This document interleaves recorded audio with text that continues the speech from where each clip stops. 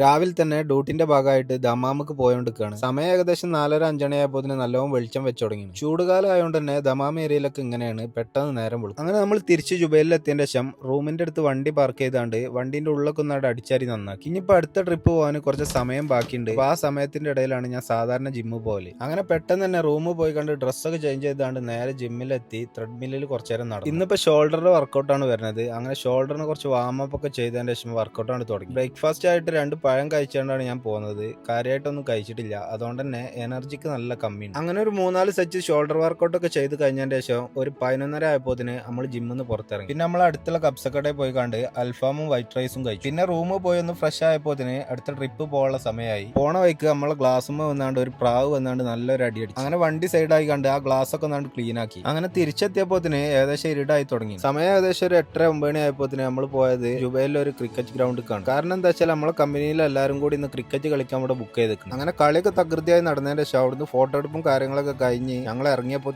ഒരു 11:30 മണിയായി. പിന്നെ നമ്മൾ വരുന്ന വഴിക്ക് ജുബൈലിലെ കബ്സത്ത് കയറി കണ്ട് നല്ല അൽഫാമും ചോറും കഴിച്ചാണ്ട് നേരെ റൂമിൽ കണ്ട് പോയി. അപ്പം എന്നാ ബാക്കി പിന്നെ